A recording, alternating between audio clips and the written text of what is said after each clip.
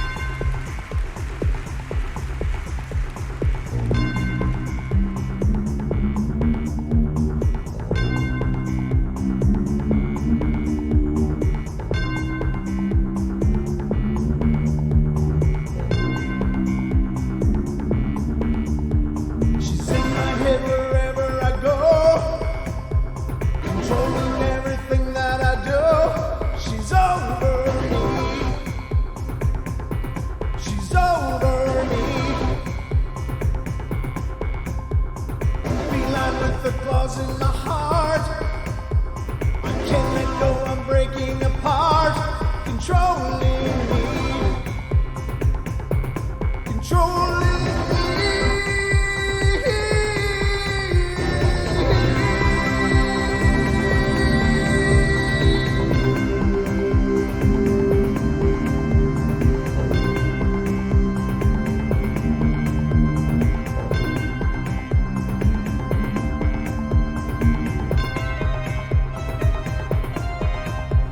Ladies and gentlemen, welcome to the Wednesday edition of the Paranormal Portal and this primetime paranormal extravaganza. And you're invited, so we're glad you're here. And buckle up, get ready, because the portal's opening and we're going in.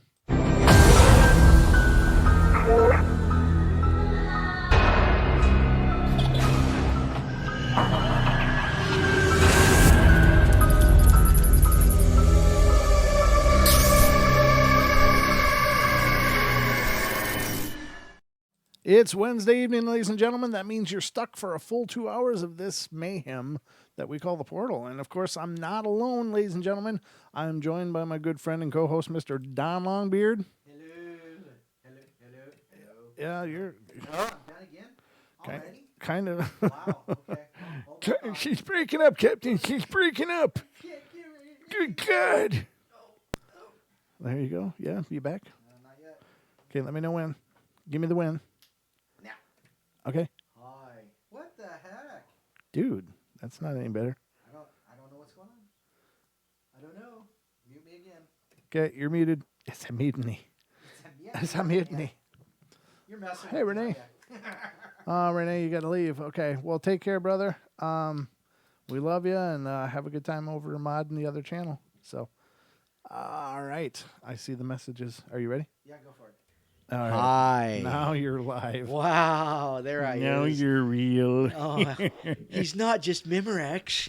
Not at all. So welcome to the show, everybody. I hope you're doing good. Don, how you doing? I'm doing good. 2 hours of moving snow again this morning, but... I know. We got dumped on, ladies and gentlemen. Oh, my God. It was crazy. I went out at about 8 this morning and was shoveling because I'm like, oh, no, I'm not going to wait till people stomp it all down and make it good and crunchy. 8? Lucky you. Well, I mean, that was... I think I was out there at 7. I could have been out there earlier, but I was like, nope. But I thought, no, I don't want people to stomp this crap down. Yeah. Because it's just hell once they start stomping. And it's already warm. Oh, yeah. So it's warm over here, ladies and gentlemen. So it's not like sub-zero or really, really cold. It was like 32 or above. So it was kind of like getting heavier, I think, as the day went on. Right. So I did it right away this morning, and it dried up really good by the time this afternoon came. So that was good. Yeah, I'm usually worried about the berm in my driveway because the plow goes by and it berms me in, but I was able to cut right through it, so that was nice. Yeah, cut the cut the berm. Cut the berm. Don's cutting the berm again. Oh, boy. All right, ladies and gentlemen. Well, this is the Paranormal Portal, not the Snow Report.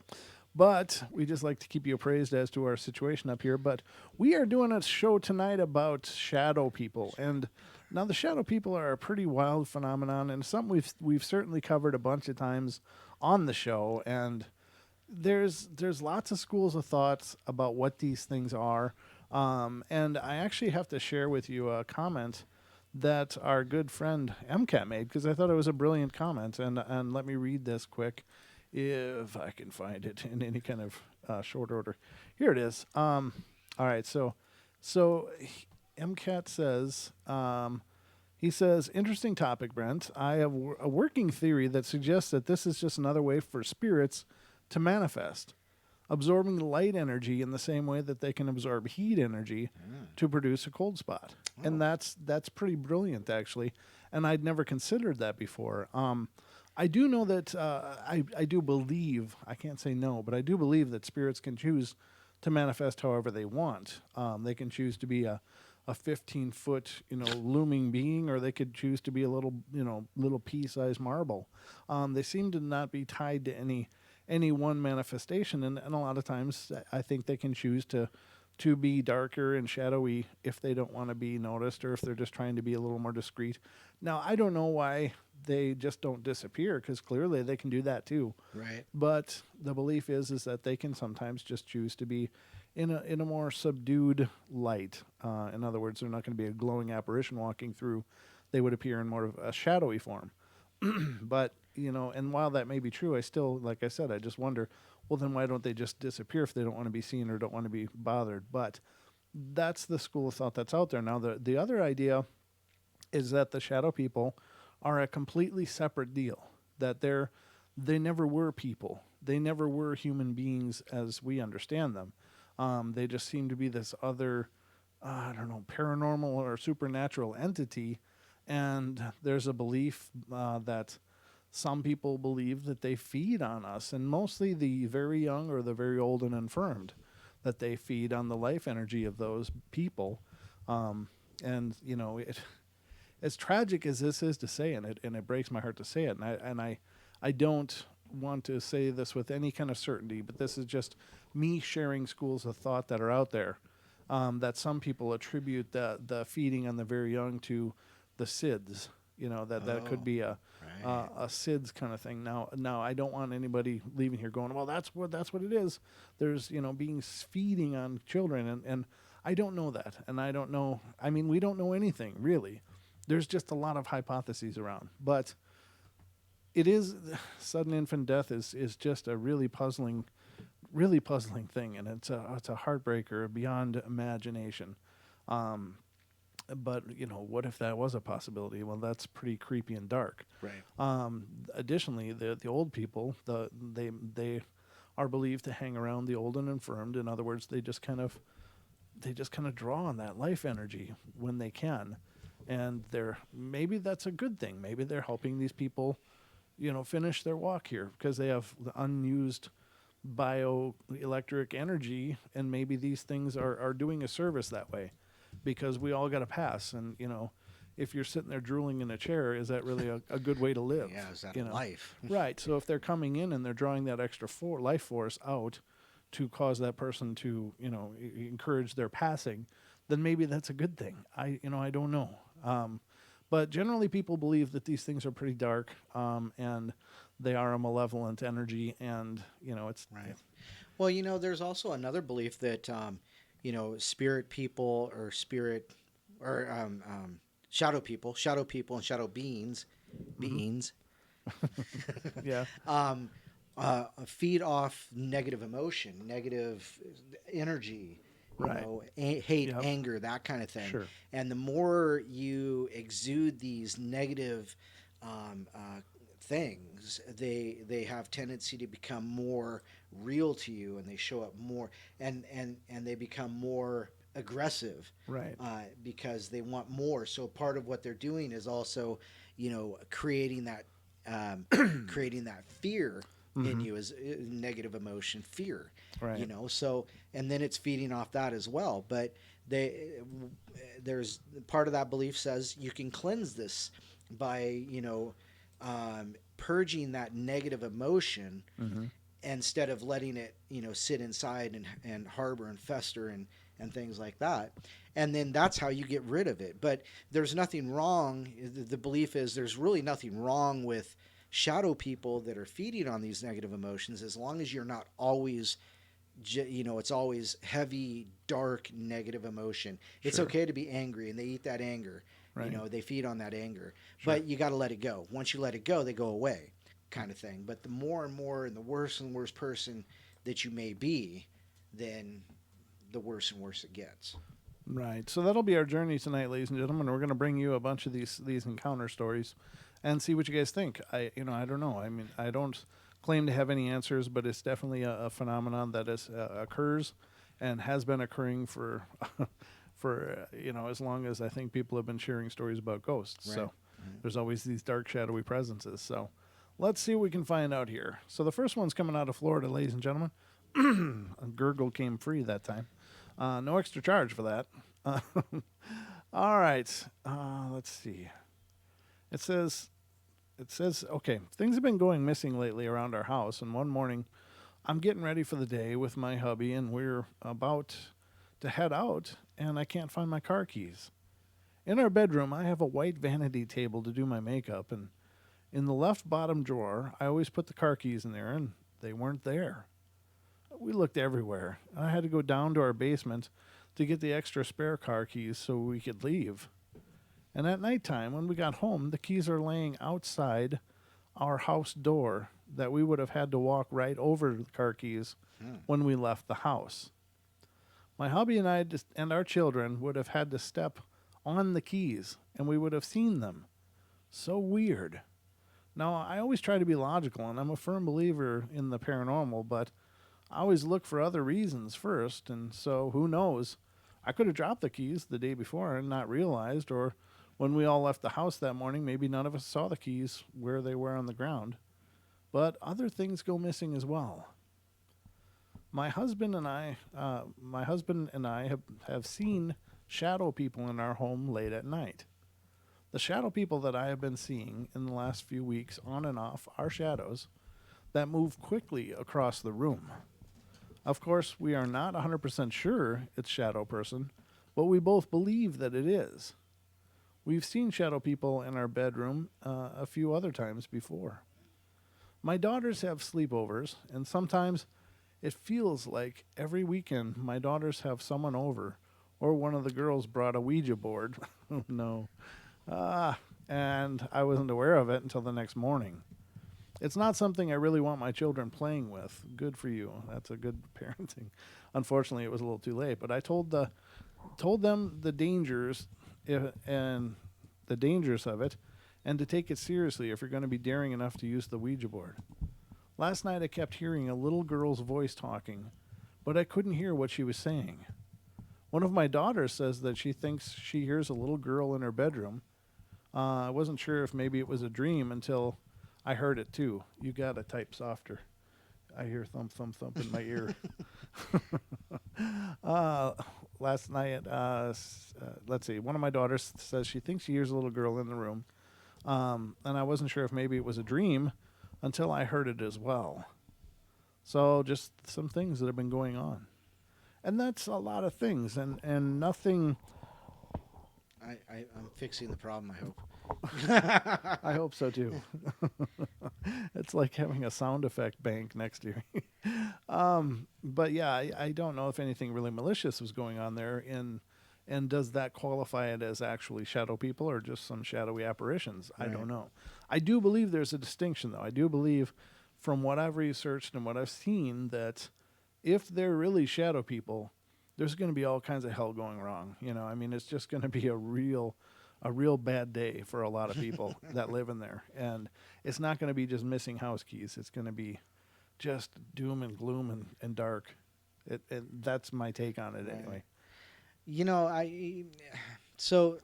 I have to admit I missed a lot of that. Okay. But it always interests me how, it doesn't matter what it is, though. I mean, it's got to be something absolutely the worst, Uh-huh. So, I'm going to leave that at there, right Sure. there. Oh, was Elizabeth in here? Yeah, Elizabeth McCree. Oh, Yeah, good for I was you. I was Good to thinking see you. about her this morning when I was snow blowing this morning. I was like, I haven't seen her in a while, and I just Where's she been? She could help shovel. not exactly the Don's thought. going but, through you the know. chat room. And they could all be here helping. No doubt. Hey, Lady D can be here helping too. Everybody grab a shovel. Party at Don's. Yay! It's like those. I got a great tubing hill. It's like those people that have like parties. Like, hey, come on over and paint party, and they like buy a 6-pack of beer. Yeah, That's no it. doubt. It's a BYOB and F. Bring your own beer and food. And brush. Bring your own brush. Yeah, no doubt. It's It's it's a paint party. Nah, but those things are fun, and it's cool when people can pull together and stuff. But I just think that's humorous. It's like, yeah, I'll buy some chips. Come on over and paint. Yeah, exactly. Oh, great. We're going to get paid with chips. Monkeys and bananas, elephants and peanuts. I know, right? Yeah, exactly. Anyway, I don't know how the hell I ended up there, but welcome to what's inside my head. We've missed you too, Elizabeth. Yeah, Nice we to really see you. missed you. Thank you for And- being here with us. And hope things are going wonderful, Yeah. and our love to you and the family. So She says she's been suntanning. So Oh, that must be nice. that's not even fair. You can't even mention that right now. I know. We're all bundled up like Eskimos up here, and you're sunbathing. We go outside like this. Like Ralphie from the Christmas Yeah, story. we're wrapped like mummies to go get the mail, and she's out there. The mail's like 15 feet from the door. Yeah, I know. All I have to do is open the door, but Must be nice. I just cocoon up before I do it. No, it's been pretty decent here, but a lot of snow, but it's beautiful. But anyway, back to the stories. Let's see, where are we at? Okay, I got through that one. The next one. Now, this one sounds like it might be a little more in the right vein for what I consider the shadow people. But let's see, it comes out of Canada, so up there north of the border, things can get pretty spooky. All right, I'm hoping. Oh, come on, I got to get past all the fluffy stuff. Okay, this is all started back for us back in 2009. My daughter, Maya, was 7, and we just moved into a 200-year-old farmhouse in the countryside on 100 acres. We thought it would be amazing. It was just myself, Maya, and my youngest daughter, Maddie, who was 5 at the time. We only rented the house and lived there for less than a year because strange things kept on happening. Maya kept telling me that there was a growling sound in her bedroom, and that there was a shadow standing in her bedroom door. She kept insisting that her little sister was talking to a little red-haired girl named Charlotte, who hated Maya, even though her sister denied this. We kept finding the back door open and thought the handle must be broken because the house was so cold. Put on a sliding bolt on it, and I was woken up twice to incredibly loud bangs in the middle of the night, like someone had hammered on the door. But it was winter, and there were no footprints in the snow around the doors. Weird things started happening. Our Doberman Pinscher started aggressively barking at the walls and closets. That's always a bad sign, ladies and gentlemen. If the dogs are real bugged out, then that's not a good thing. And then would start backing up as if something was having a standoff with him. It started to get creepy, and I gave notice to my landlord, and we all started sleeping down in the living room together. The final straw before we moved was the smell in the house. Oh. I kept the house scrupulously clean? Wow. That's a lot of syllables for me. I had my dad check the attic to make sure it couldn't be a rat or a mouse, but by the time we moved out, when everything was at its worst in the house smelled like rotting meat. This one sounds familiar. Huh. Doesn't it? No. Okay, it does to me. I'm sure it's something we've read before, but I'm sorry, ladies and gentlemen, if this is a repeat. But again, these stories are all over the place on many places. So it was at its worst upstairs, and I had my landlord check the cellar and the attic, the closets, everywhere to try to determine the source of the smell. Some people couldn't smell it at all, and some people could quite strongly smell it. And when we were home alone, it was absolutely nauseating. We moved out of that house into a house in a subdivision surrounded by lots of other houses, and we thought all that creepiness was over.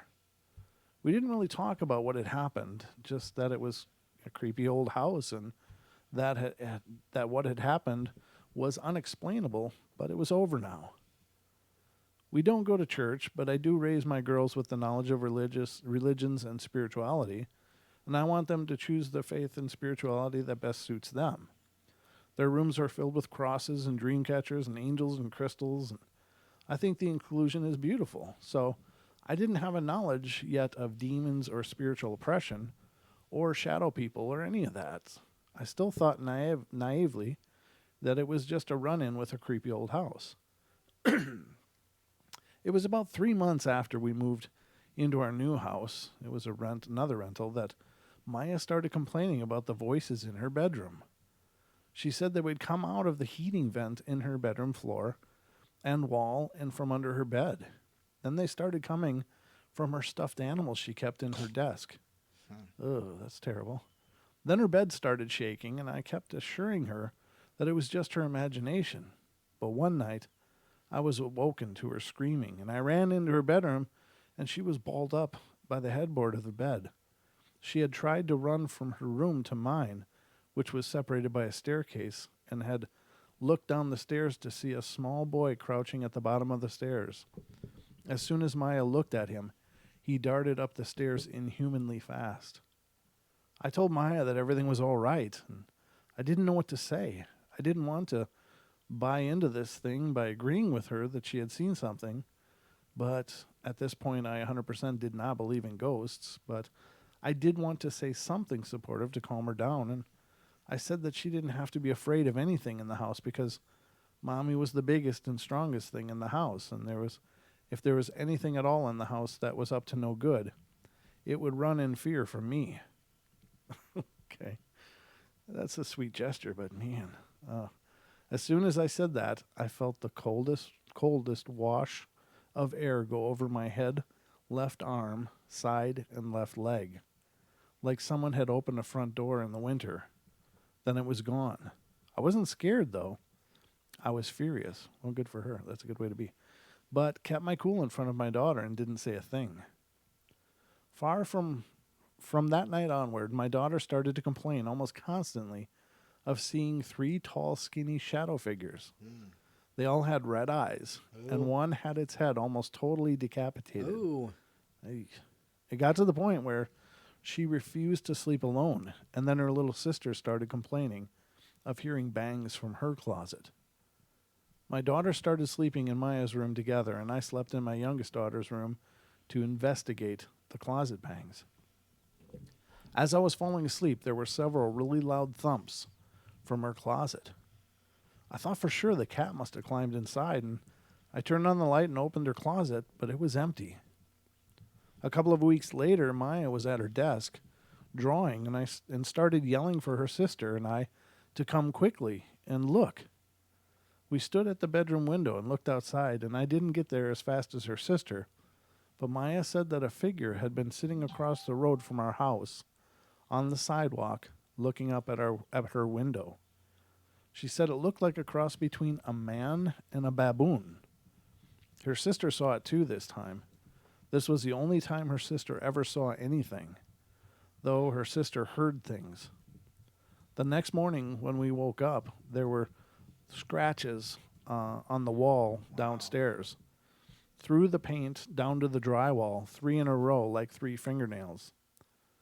The girls said that they didn't do it, and the dog and cat would not be able to reach up that high.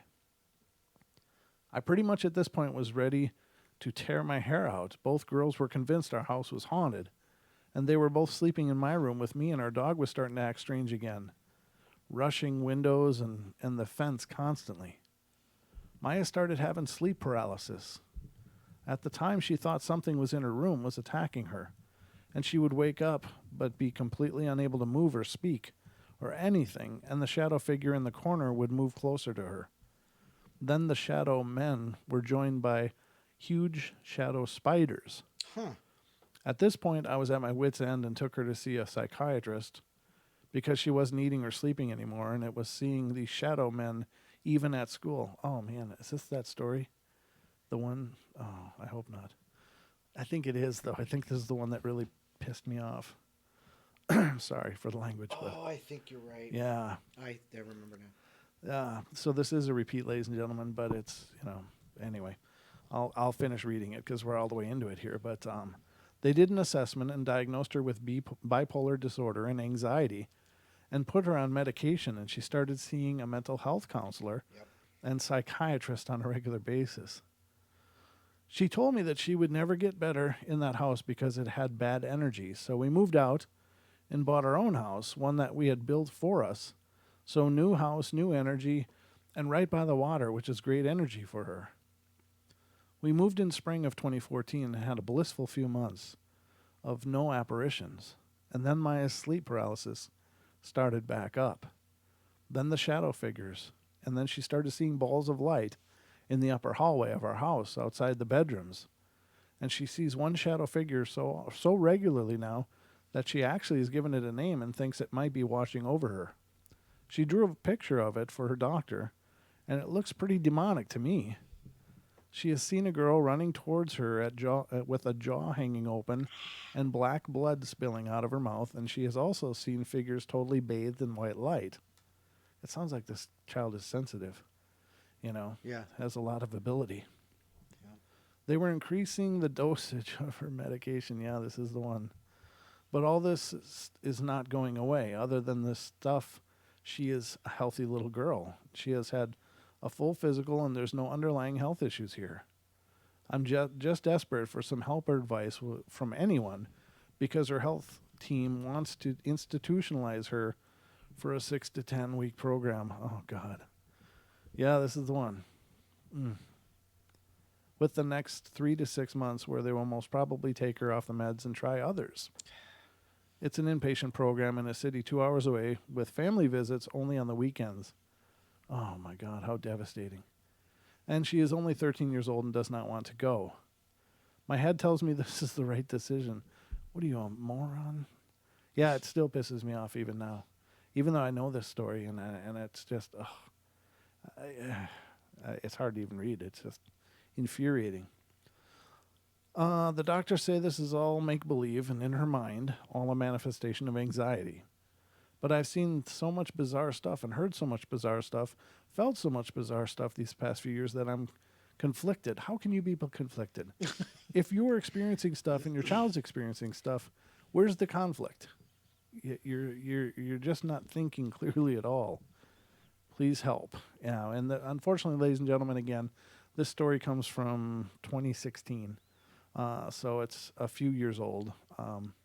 I only hope to God that this woman came to her senses and didn't institutionalize her child, her very gifted child, clearly. That was submitted just about 2 years ago. Oh, well, it's 2019 now. Yeah, I guess. Okay, 3 years ago. 3 years ago. 3 years ago. Right. But, yeah, just horrid. We've talked about that before, I know. and medicating your kid because you don't understand what they're going through.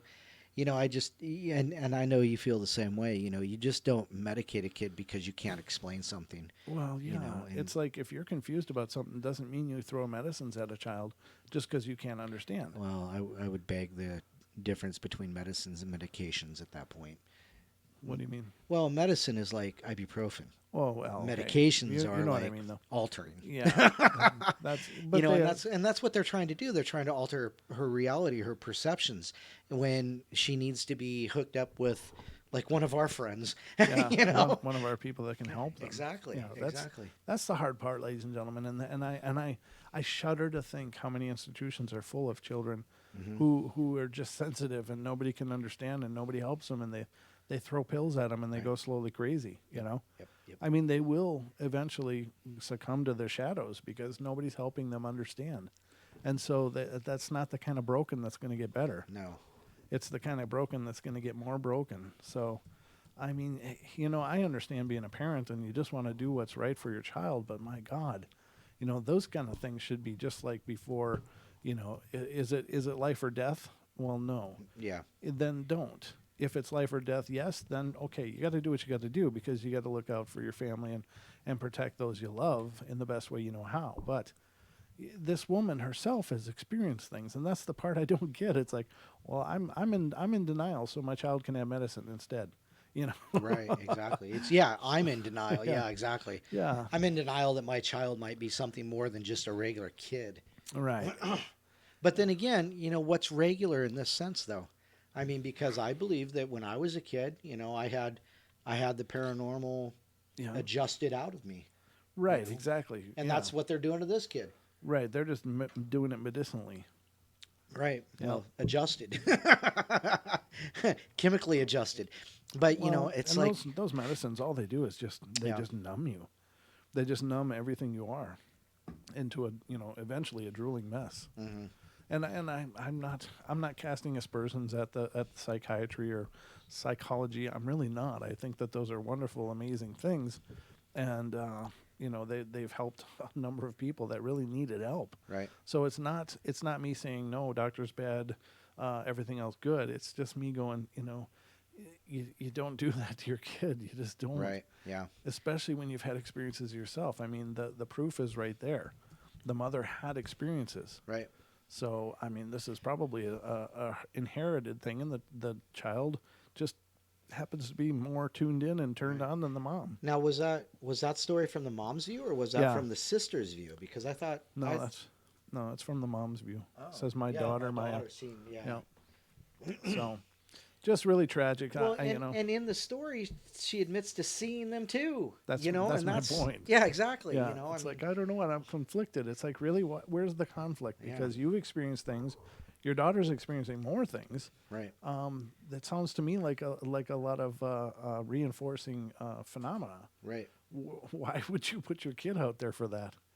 I hope she made the right choice. I just don't know what to say. I don't know what to say, and it's not my place to say. I'm not the parents, but my God. No, and Deb has mentioned it, and Dee has mentioned it. And Sean. You just there's no understanding. There's no, benefit of the doubt. It's just anyhow.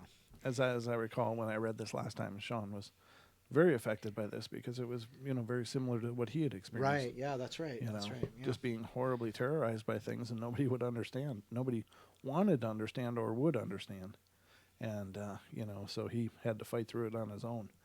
But he's an amazing guy, and God bless him for that. But wow, yeah. Those are just troubling, though, and I'm sorry, ladies and gentlemen. I don't mean to get stuck on a tangent there, but this is one of those tangent things that we get stuck on. Yeah, I guess it is. It is. So let's get to the next one. I need to see another color except red. Yeah, exactly. All right, so now this one's kind of short. It's coming out of the Philippines, and once again, ladies and gentlemen, these stories from abroad are a little tougher, and I hope this makes sense. I haven't read it beforehand, but oftentimes they include cultural references that are really hard to understand outside of that culture. So I'm not saying I don't want to read other countries' stories. I love learning about everybody, but some of the references are sometimes tough. So let's see. This story pretty much sums up what I'm experiencing currently, and this happened last February and has been happening until this point in time. Out of the corner of my eye, I would see shadows passing by. One time, I was plugging in the internet when I saw a shadow of what appeared to be a kid pass by my window. I looked outside, and there was nobody there. I told my brother about this, and he said maybe it was a neighbor's kid playing tricks on me. Another time, I was doing the laundry when, out of the corner of my eyes, I saw two freakish black-like shadow hands reaching out from the folded clothes. I immediately turned around to look, but it was gone. This scared the heck out of me and made me turn all the lights on inside the apartment, and that would also happen when I was putting folded clothes in the closet. Lots of this is going on with the laundry. You notice that, Don? Yeah, the laundry monster keeps me away, too. Oh, you poor thing. I don't know what to say. Jim says it was my alien hand.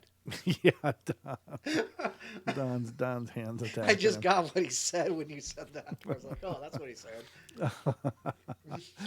Oh, that's clever. The reference to that, ladies and gentlemen, if you're new to the show, is Don falls asleep on his arm and then it becomes sentient and starts attacking him. It's called alien hand syndrome. So we're hoping someday to get video evidence of that. Never happened. All right. Sorry. This happens quite a lot to my parents. So my parents insist on me consulting a psychiatrist, thinking that I may have been developing some kind of mental illness. Good news is that I was negative on all tests except for depression and anxiety. So the doctor gave me some pills, saying it would take care of the shadows I've kept seeing. Well, I guess the pills aren't working because I still see them. Nice. The doctor doesn't believe me when I say that they may be some kind of paranormal activity is going on. She keeps on insisting that it's because of my depression and anxiety. But honestly, I'm good at all and don't feel depressed or nervous or anything. Does any of you experience this as well? If so, feel free to leave a comment. Well, I don't think, again, I don't think people dealing with paranormal issues are probably not going to find a lot of help from the traditional medical fields. Mm-hmm. I think that as time goes on, that paradigm may be shifting and changing a little bit, but it's going to be a long, hard road for waiting for the day when psychologists and mental health professionals start acknowledging the paranormal. I think there are those out there, but they're very few and far between. I do. Okay. It's that quote that you keep quoting from Tesla. Until science digs into it, we'll never really know. Mm-hmm. So we'll just await that day. We will. Yeah. So this one is pretty long. Whoa. Holy Lord, that's a long one. Go for it. We got 2 Oh, hours. yeah, I should just go for it. How about you read something? Okay, I got something. I got you covered. All right, got my back? Here we go. Good Yeah. deal. Here we go. Then I can chat. All right. When I was 10 Want to years catch up. when I was about 10 years old, I remember something a 10-year-old would never forget. One night I was sleeping in my room and I woke up for no reason and looked around the room, still sitting on my bed. At the time, I had no curtains on my window. When I looked out the window, I saw a black shadow staring at me. To describe it, it had no face, just plain black. I was so scared that I couldn't move. I was scared to turn the lights on, so I hid under my blankets. I was puzzled also because who would be staring at me in a second floor window? The next day I told my mother about it. I think she believed me. We put a blanket over the window so it wouldn't bother me anymore. After that, it didn't bother me. But that very next night, my mom told me a black shadow came to her sliding door window. It was just staring at her, so she got up and turned on the lights, but it was no longer there. She shut the curtains and left it at that. So every night she reminded me to shut the curtains in the house. Mm-hmm. A few years later, my little brother had the same experience. He woke up crying and he was too scared to sleep alone for a long time. My brother was only 8 years old at the time. I don't know why this thing bothered us, but I can only give people advice. Close your curtains at night. I too have seen one of the shadow people and would like to add my story to the collection. One night, early 2000s, my husband and I were driving home from the grocery store. It was dark and already raining. Our apartment is maybe 5 to 10 minutes from the store that we go to. We certainly weren't in a spooky mindset. We just wanted to get dinner started. As we began to drive across the overpass to a freeway, I saw a human-like figure walking in the middle of the road and looking directly at our car. The bizarre part of this was that this figure had amber eye shine, even as our headlights began to graze the rest of its body. No other features became visible.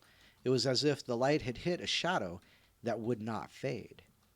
As we approached the figure, it leapt into the air, seemingly rolled into a ball into the guardrail on the left of the road. Then we could see only darkness. I looked at my husband and said, "What the heck was that?"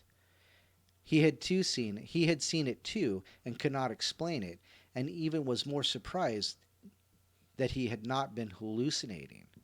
I had never heard of anyone else seeing these figures until I saw these stories. Knowing that others out there have seen shadow people both comforts me and creeps me out. I guess the real question is are these beings something new to Earth or something old? Are they the beginning? Are they beginning to appear more and more for a reason? Maybe we'll find out in our lifetimes. Maybe it'll be a short-lived phenomena. Hmm. Um, I think they're old phenomena yeah, personally. if I believe it to be an old because there have been stories through history of shadows appearing and disappearing and things like that. So Yeah.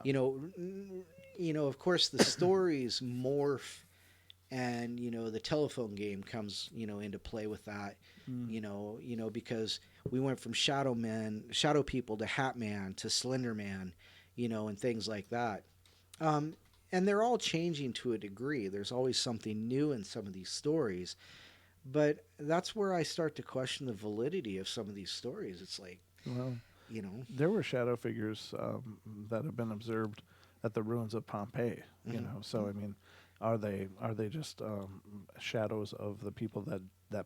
perished? Yeah, that died in the Or are fire. Yeah. they these things lingering? I don't know, but uh, Diana made a good point in the chat room. She said, I think it's just because the veil is thinner now. And I was thinking that as well Yep. too. Yeah, great thought, and Yeah. and that's a great idea. That I do believe that we're at a more spiritual vibration now than ever before, Mm-hmm. and perhaps it's cyclical. Maybe in the long distant past, they were at a higher vibrational rate as well, and Right. we just went through a long period of low vibration, and now we're climbing again. I imagine that that's probably more likely, that things just go up and down, and I hope we just continue climbing this time, because you look at You want to peek behind the veil. I mean I want to come to a full awakening is what I want. I want to just see it all. I want to understand it. And I guess someday I will anyway, because I believe when we pass, All we have all truths those will be answers. revealed. Yeah, exactly. But I'd like to do it while I still got skin. I'm just saying. If I had my choice, I'd rather have skin when it happens. So if you're a skinwalker, I am a skinwalker, Don. my father moved into an older house in the suburbs of Montgomery, Alabama, and I was staying with him on my weekend as I was supposed to. I was going to bed in the spare room that night and got a little restless. My bed was in the center of the room and there was a recliner chair off to the side of it, and I opened my eyes and there seemed to be someone standing in front of the chair. Of course, being 10, it scared the wits out of me. I closed my eyes and waited for the worst. I got brave enough to open my eyes again, and it was still there. But the catch was, it was starting to move towards me, and I flew out of bed and down the hall to my father's room without haste. After a thorough check of the room, nothing was found, and I never saw it again in that house other than weird. I never saw it again in that house other than weird sounds and an occasional corner of the eye sighting. My other encounter occurred a few years later after living with my mother in another town outside of Montgomery, and again it was in an older house. I was 17 at the time and a little more brave than I was at 10. Back but in the back of the house there were no doors and all windows were securely locked, and I checked personally and have glimpsed more than one glimpse of a shadow person in the house. Okay. Like the most memorable when I was trying to sleep. What the heck? Stop that. I'm sorry, what? Oh, my computer, my Oh.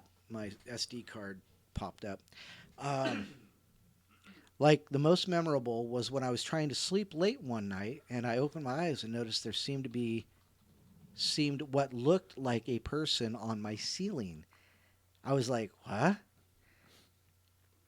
And that after noticing it, it seemed to scurry away and hide in the darkness. But that was Mm. weird. That was what was weird about the whole thing, was I rarely, if ever, saw them in the front of the house or in my mother's room.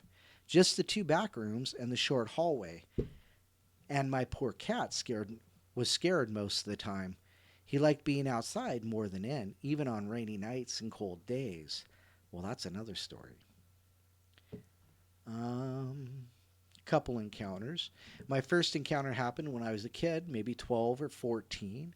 I slept in the lower bunk of a bunk bed and I was wide awake and could not sleep. The only light was a nightlight out in the hallway outside the bedroom. Suddenly a dark blob of something that appeared to be a shadow with a head and two arms leapt from the side of the bed, grabbed my throat and started choking me. I panicked and could not comprehend what was going on. I then bit the thing. I don't remember what it felt like in my mouth. It let go and I jumped out of bed and just stared at the bed for a good minute, sweating like crazy. Nothing was there. I was pretty sure I was wide awake. I went and washed my face. I thought I had a weird delusion or something and jumped back into bed and hid under the covers. Second encounter occurred later in college. I was subletting a house over the summer during the summer session. One of my buddies came to visit over the weekend. He stayed in a separate room in an adjoining hallway next to my room. His room had a whole bunch of movie boxes scattered about.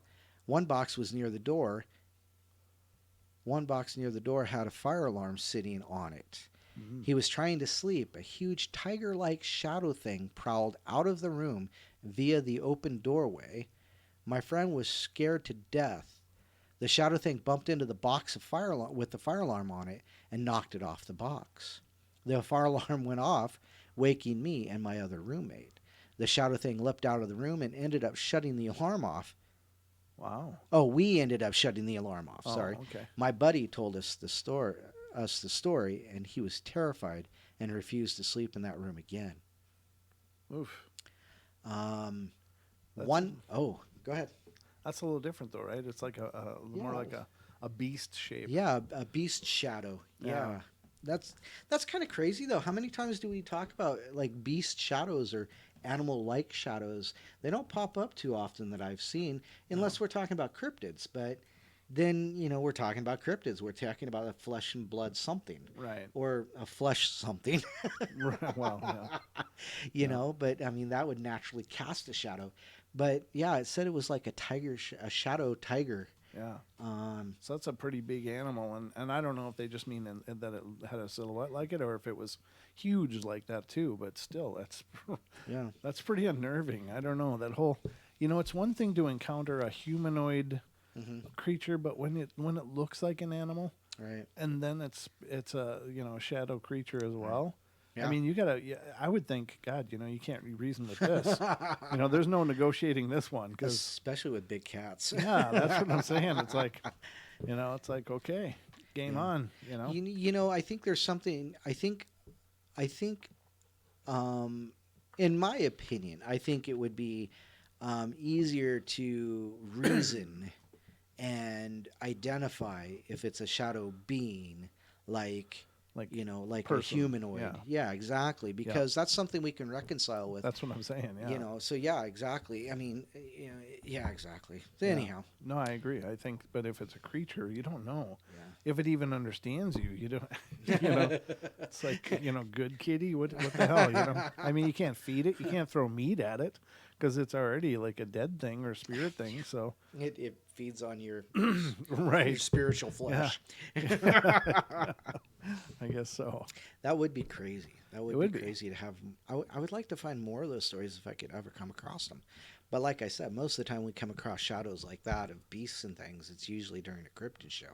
Right. So, yeah. One night I awoke paralyzed. I looked towards the window, my eyes being the only things that could move. Sitting on the window was a dark shape of a man who was watching me. Inside my head, I could hear a faint voice saying, "Come with me." I could slowly feel myself dying, or what I thought was the experience of dying. My breathing stopped, and I could feel my heartbeat slower and slower. I was terrified. With every ounce of energy, I forced my body to sit up. The moment I sat up in bed, the apparition disappeared. I was completely drained physically. I noticed that the time on the clock was 3:15 a.m.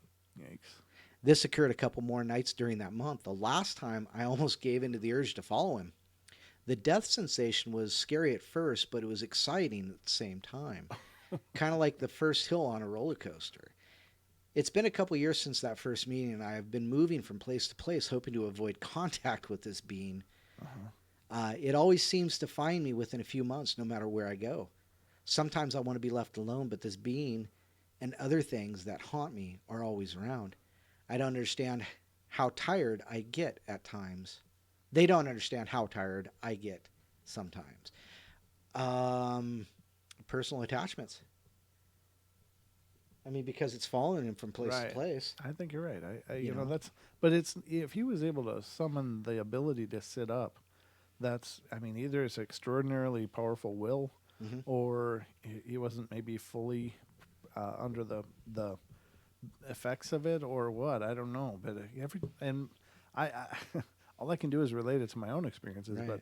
when it happened to me, it was just like, oh no, you know that you're there. You know you can't do anything, Right. and it's just this helpless feeling, and it's frustrating, and I don't want to say terrifying, because I don't think I was ever terrified, but I was like really frustrated, and um, I don't know. I didn't feel like I was gonna die, and like that. I didn't feel, Right. Right. so I didn't have that kind of feeling. But I was just like, it's just so frustrating that I couldn't do anything, and I was completely powerless, and maybe even a little humiliating. But I don't know, if this person was able to sit up, that's pretty amazing. Huh. Yeah. Hacker says, I saw one shadow figure only once. It was outside my back door window when I saw it and turned into a ferocious bear. It was Oh, awfully big at the time, and it ran like hell. wow. Huh, interesting. Away from you or towards you? Oh, it must have been away because he was in the house. Yeah, but I mean, if it's a creature or a spiritual thing, Right. But yeah, I mean, there seems to be something with permission. There seems Oh, to be something with that, with right. supernatural things that, it's not just the old vampire or black-eyed kids that need to be allowed in. I think maybe it's a lot of things. Now, again, we talked many times on the show about bringing items into your house, and when Hmm. you do that, Hmm. you're granting permission. Oh, that's true. Yeah. And if they are already there when you come to live, then they don't They need don't need it. to access. But you hear about so many things. The Dead Files, for instance, Amy Ellen talks about there's things crawling around the house trying to trying to figure out a way in.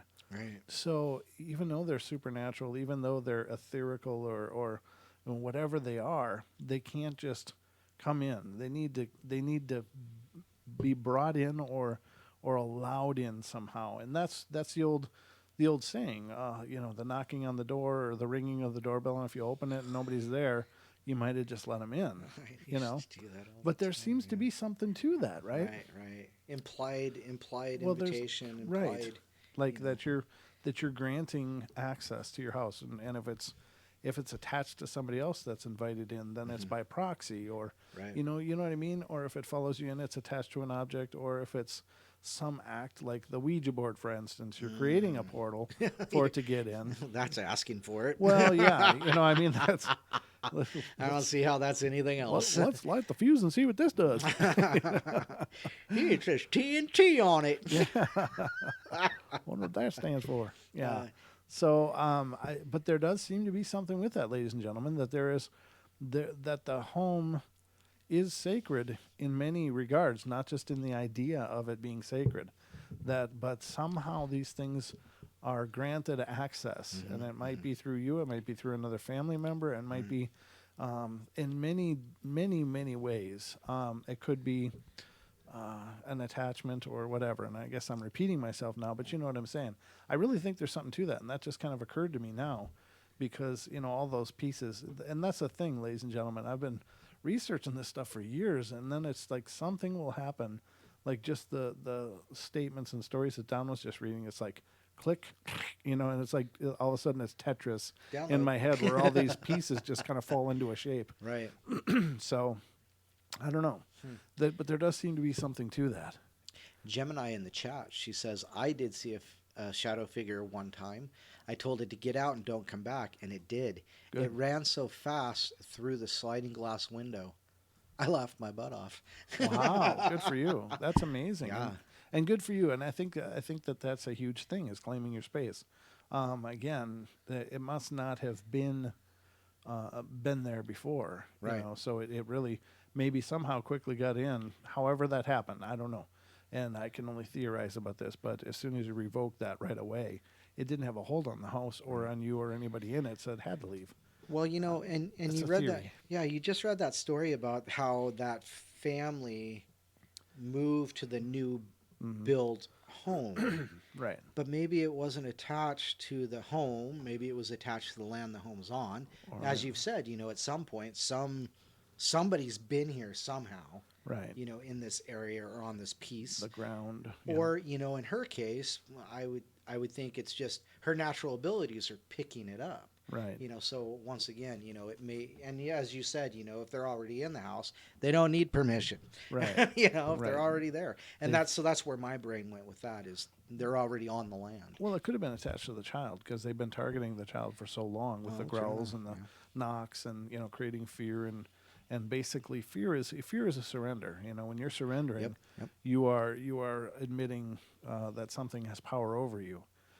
Being startled and feeling fear are two very different things. We all get startled. Right. That's just human nature. When something suddenly happens, it's like, dude, that doesn't mean it's a surrender. But when it's like, oh my God, the toaster's moving and I can't cope with this, I can't control it, I'm weak, and suddenly you are surrendering a bit of yourself or Right. your defenses to these things. And Um, as a child, she was kind of all alone to deal with it. yeah. And, it's, it wouldn't have surprised me if the attachment had started there.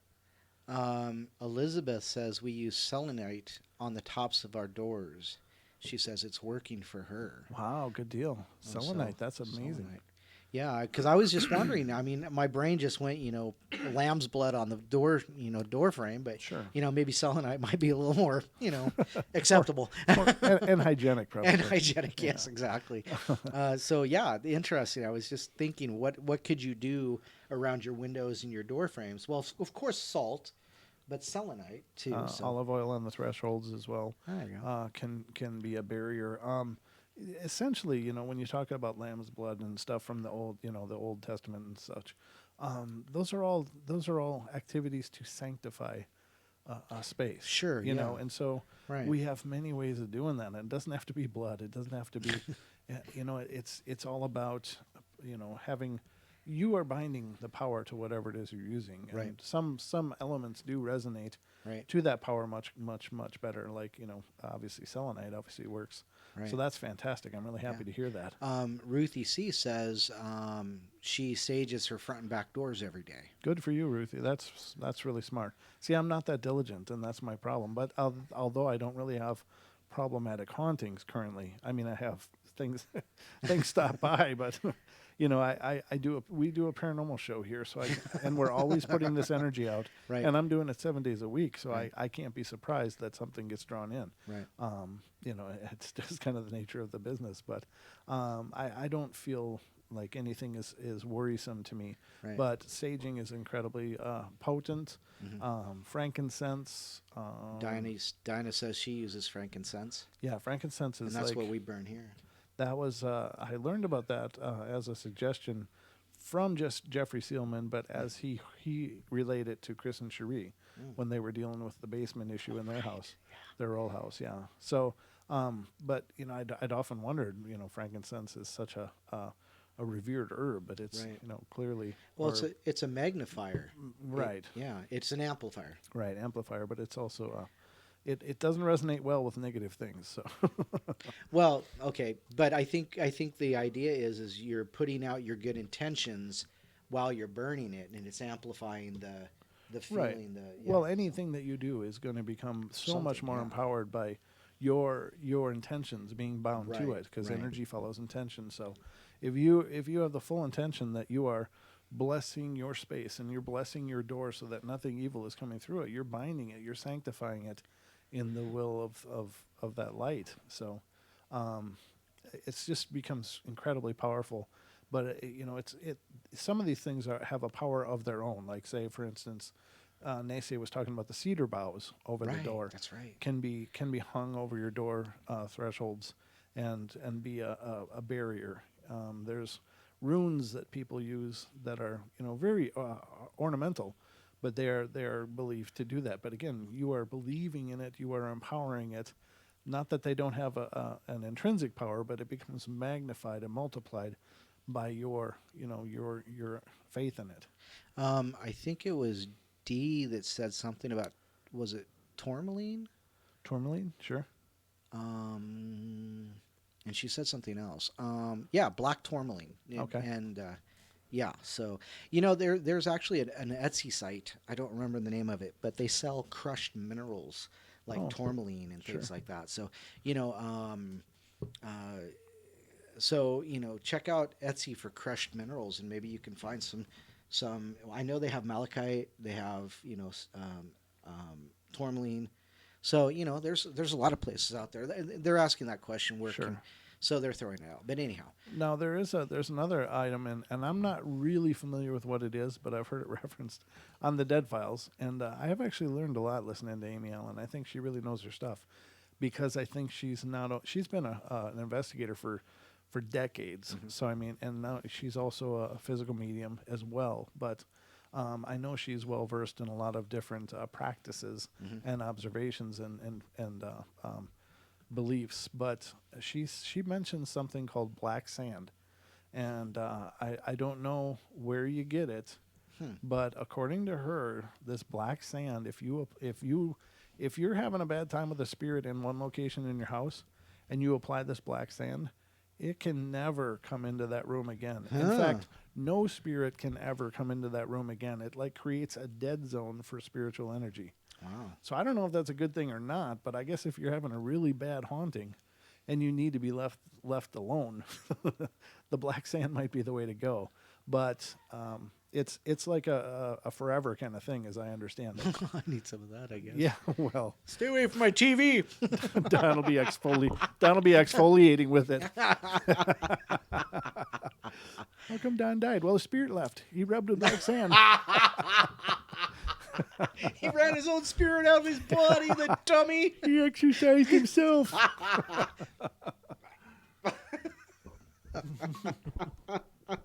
Only on the portal, ladies and gentlemen. Oh, no. But his skin looks really good. I look great. I'm radiant. He's a radiant corpse. All right. So I'm 19 and live in New Jersey, and up until now, I never really had an answer for what I have seen. I am, of course, referring to shadow people. I've seen these things on a regular basis, and it creeps me out every time because it always seems to happen when I'm alone or when I'm off guard. My most recent event was when I came home after a night of hanging out at my brother's house. I believe the time it was about 12 midnight or just a couple minutes afterwards. I came in the back door, which is attached to the kitchen. I set my keys down and turned to the fridge when I spotted someone, plain as day, standing in the living room across from me. I say about 10 feet, but not too many features that I could make out. But I didn't recognize this person, and I knew it wasn't my parents. So I took a double take, and when I refocused, it was gone. Now I'm kind of shaky and freaked out, so I head to the fridge, grab my iced tea in the back, and start to stand up. As I shift my weight back to my heels, I lean back to see the same figure standing right beside me, right behind the door. I got so scared that I yelled out and almost jumped into the fridge. The thing that I had seen all this time, the thing is that I see it all the time. I see them around my house, in mirrors, and even in my windows as others. I have. Gosh, I love it the way they write these. In mirrors and even in my windows as others have, and I can't take it anymore. My parents, I have a feeling, don't believe me, but they're not the ones being stared at by someone with no face. I seriously am scared of these things because I don't know what they want. I'd rather not know. I wish they'd go away. Wow. Well, we just talked about what you could do. Well, yeah, I mean, and part of the portal, I hope, is to give people knowledge or give people ideas. I mean, the worst thing of all is feeling powerless. I mean, being powerless is a horrible place to be, and there are answers. There are methods that you can try yourself. It doesn't always mean bringing in somebody. Right. There are things that you can do, and these things we discussed tonight on the show have are great tools. Additionally, though, I think it's helpful that to get somebody that really understands and knows what they're doing Right. to Right. assist you with it. But burning sage and stuff is no problem. Anybody can do it. Anybody can buy sage, Right. go through a house, and I'll tell you what, I guarantee at the very least it's going to make the energy lighter. If you're in a real dark place and feeling like just waves of darkness, sage your house. You're going to feel better. It's smudging. It's the smudging technique used by the First Nations forever. Right. I just thought about this, but our friend Danielle, she does. She makes these little necklaces, and they're little glass vials. Sometimes they're shaped as teardrops and things like that. And of course, she puts things like salt Oh, cool. and eggshell Okay. and things like that, because those are personal protection kind of things. And she gets them on. She makes them. She hand makes them, and puts them on chains and stuff like that. You can buy it. You can look at them at her Etsy store. I don't know what the name of her Etsy store is, but It was great up to that point. yeah, but- up to that point, I can provide it. and you at can some find point. them somewhere. They're at her Etsy page. I don't know what it's called, but anyhow, but I mean, it's just an idea. There are things that you can just simply do that you keep on you. Like Deb talks about keeping your stones in your pocket. Things like that. So I carry them with me all the time. I do. And then my hagstone. And ladies and gentlemen, research hagstone. I'm really proud of this thing.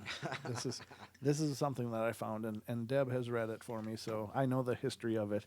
But it is essentially a piece of granite that's shaped like a bird's head that has a hole in it. And these are supposed to be wards against negativity, evil spirits and stuff, and their protection. So I would like to have one from the Spiderwick Chronicles. yeah, well, That would be cool. well, they say that the legend of it is if you look through it with your left eye, you're supposed to see the realm of the Fae as well. But it's been around forever, this hagstone idea. So definitely check out hagstones, and it's best if you find them though. And here's the thing, ladies and gentlemen, Yeah. a lot of people will sell you. A hagstone. Well, they'll sell you a lot of things, Right. and I'm not disparaging Danielle. I know her, and I believe that what she's doing with her heart, and she, it's the real deal. If she's doing it, I know it's imbued with love and caring and all of that. But a lot of places are just slapping stuff together, and there's no heart in it, and you might even get some extra negative stuff because you don't know who's doing it or, what they're putting into it. So be careful just buying things on the internet. Right. And if you do buy things, no matter what you buy and no matter what its purpose is, when you get it, re-cleanse it and tune it to you. Yeah. You've got to tune things to yourself. You have a personal energy field, and if you tune it to yourself, if you attune yourself to it and it to you, it becomes so much powerful. I mean, it really does, because having something in and of itself is just it's a piece of matter. It may have an energy field, it may have a presence, it may have a purpose, but this is a big thing in the Wiccan tradition is you have to sanctify it, and Right. sanctifying something is to attune it to you. So whether that be a wand or a rock or a crystal or whatever, you sanctify it and you attune it to you, and that way it works with your energy especially. Right. So having a box full of crystals and stuff and all that stuff is wonderful, but If they're just sitting there unused, they're unused. well, if they're just from the mail, and Right. don't think that they are inherently powerful on their own. Another thing about charging crystals, putting them in the windowsill in the moonlight or sunlight, both, for several days, especially around the full moon cycle, is supposed to charge crystals. Now, I'm no expert on this stuff. This is just sharing knowledge, ladies and gentlemen, because I Right. think, you have to be able to protect yourself. Monarch Mountain Studios. Oh, okay, Monarch Mountain Studios. That's on Etsy. Etsy, yeah. Monarch it's her Mountain Etsy store, Studios, yeah. ladies and gentlemen. Check it out, and you'll be helping our good friend Danielle with her endeavor. Diana says, "Why do you have to charge them?" Well, because it's an energetic thing, and then by charging, you're also cleansing it. Right. By leaving it in the moonlight and in the sunlight, it is not only it's cleansing out and purifying it in the light of the moon or the light of the sun, whichever you prefer, or both. And charging it is to put your will into it. Think of it like you're programming it. It's like buying a computer and wanting to play a video game. Well, if it doesn't have the video game on it, it's not really going to work for that. It'll still be a computer, but it's not specialized for video gaming until you buy a video game and put it in it. Right. So you're programming it to your intention. So she asked, how do you tune it to yourself? Well, I'm going to leave that up to you guys to research because I'm not going to give you guys. It's important. Right. You have to find what works for you. Self-realizations and discoveries, yeah. Not only that, but just research. Research online. There's a million ways to do these things. There's a million methodologies. There's thousands of processes to do these things, and I do have my own, but I use it because it works for me. For me to tell you a recipe, it doesn't mean as much. So Right. Look into it, look online, do some research, and when you find something that you really vibrate to, that you really resonate to, that's your process. Yeah, that's what I was about to say. Is what Brent does and what Deb does and what Dee does and what Sean do, may work for you, but there's might be a better way to tune them to you. Mm-hmm. So like you said, research and find what works for you best. Right. So yeah, And there's, you can sage them and stuff like that too. I mean, use the sage to cleanse these things. Mm-hmm. All these things. So I'm it's just all about the intent. right. And I never want the portal to be about do like I say, because it's all about a journey. It's all about an exploration and discovery. And that doesn't make your journey personable. It makes Personal. It makes it personal for you. Well, but that's when you do things on, the way you said don't do it the way I do it, or you Right. don't necessarily do it because it has to be personalized to you, is what you said. Love you too, Renee. Thanks. Renee came in with lots of he's throwing out the wrenches. I don't know. You're already so busy. I don't think you got any time for us, brother. You're already running around wrenching for everybody else. I only have one wrench, and I've been told that I look naked without it. Oh, that was a conversation. Yeah, exactly. Oh my God! But no, we love you, Renee, for sure. You're a really amazing part of the family. All you guys are. I mean, all the people in here right now. Who's in here right now, Don? Oh, we got Hacker, Gemini, Ken, D. Did that work for you? Can you do that? What? Those 3 dots or no? Oh, you know what? I didn't even think about doing that. Yeah, look for those- participants. There it is right there. Yeah. So in order, alphabetical order, we got Black Tree, D Swigger. We've got Diana, Gemini Moon, Hacker, Lena, Lewis, somebody named Paranormal Portal, Really, Renee Cruz, of course, Ruthie C, and then Ken. And is there any more? No, that's all that's chatting, I guess. I guess it only shows chatters. Chatters because they're Chatters. participating. Yes, participants. and participation isn't And of course, required. it's not required, but we do. You all are welcome to Yeah, just sit back and absolutely. listen as well. And I hope you're enjoying it. I hope you guys are all enjoying the shows. I again, it's not about. Yeah. Oh. I'm just reading what Elizabeth is writing here. Oh, She said that there's a crystal shop in our town, and it was known that the owner would program everything she sold for her own gain. oh. She keeps going out of business and reopening her shop. It's important to clear and program your crystals, go. and even buy from a buyer you trust. Yep. Excellent advice. Thank you. Yes. Thank you very much. That's very helpful. Oh, I forgot. Lady Death. Danielle's here. Gentry. And I missed Elizabeth. I do apologize, Elizabeth. But yeah, that's definitely something to keep in mind. Is people may be trying to send attachments through nefarious means.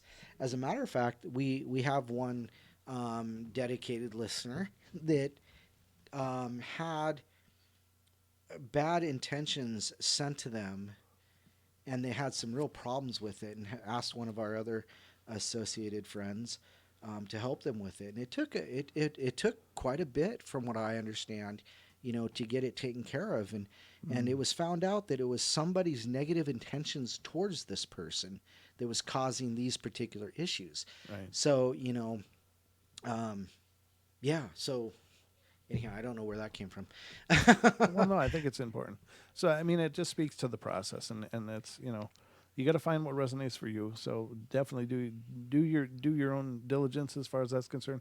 And that's not me trying to not be helpful. Right. I would love to tell you what I do, but it may or may not resonate for you. It may or may not work for you.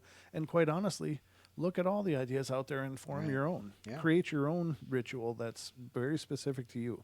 And that's going to be even better.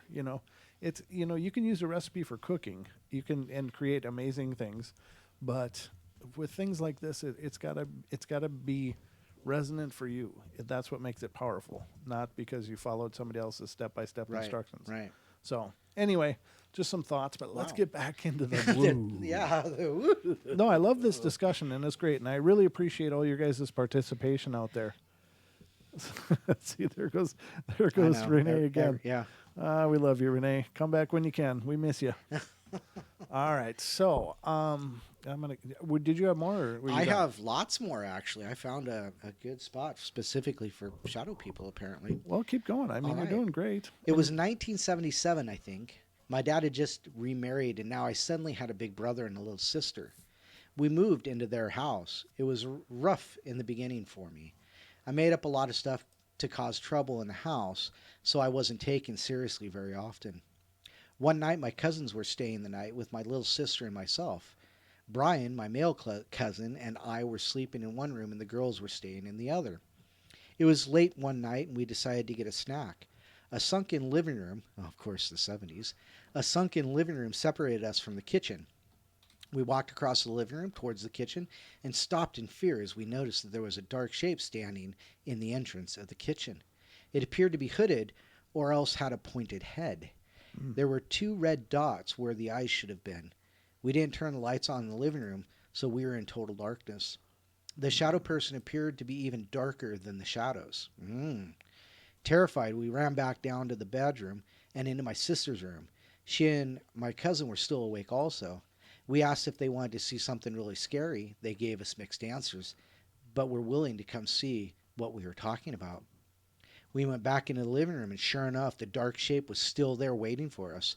My sister began to cry, and my little cousin just held her hand to her mouth. It was obvious they both saw the shadow person, but were too frightened to talk. We took off running back to the bedrooms, crying and screaming. My parents woke up and asked what was going on. My sister and little cousin wouldn't talk about it, but I told them that there was something standing in the kitchen. My dad went to check for signs of someone breaking in, but all the doors were still locked. Front door had a lock bolt, as did the back sliding door. The only other door was from the kitchen into the garage, and there was no sign that someone had opened the garage door. All the windows were closed and locked as well. My parents said that they didn't believe that we had seen a ghost, but we moved from that house shortly after this incident. To this day, when I ask my sister if she remembers seeing the man with red eyes, she puts her hands up and walks away. I don't want to talk about it, she says. See, now that's okay. When it's blacker than the shadows, the creeping darkness idea, that'll put some hair, stand some hair up on me. It's like something that's blacker than the shadows.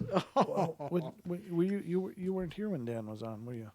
And Dan mentioned Not that this again, last time. and he shared it via email, but he also went into when it happened at a prison that he was investigating, and he talked about it, and he said not only did they see it with their eyes, but they had a shadow detector that verified that it really did get darker. It was already pitch black, but he said they perceived it getting blacker than black, and this creepy, heavy feeling come into the room. Wow. And he said that the shadow detectors and a couple other sensors they had actually detected that data as well. So it was a real phenomena. So these are light detectors? Right. They And- detect shadows and And it got darker than dark Right. according to it. right. It was already Wow. pitch black, and something came into the room, and he said it just was. You could just feel it all over you, and it was just terrifying. And he said, and it actually measured on the devices.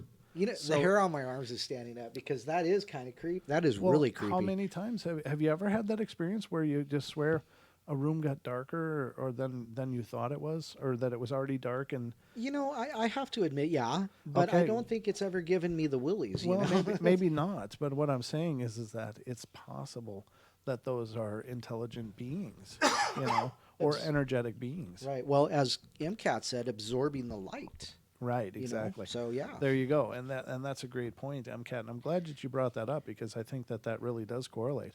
And there it is. There's A there's spiritual black hole. the Tetris in my head again. You hear these little pieces, and it's just this accumulation of knowledge that puts it all together, and suddenly things start making sense. And so, ladies and gentlemen, as you guys share on the show, it really does wonders for The conversation. the conversation. Absolutely, you guys bring in these gems, and your experiences teach me so much.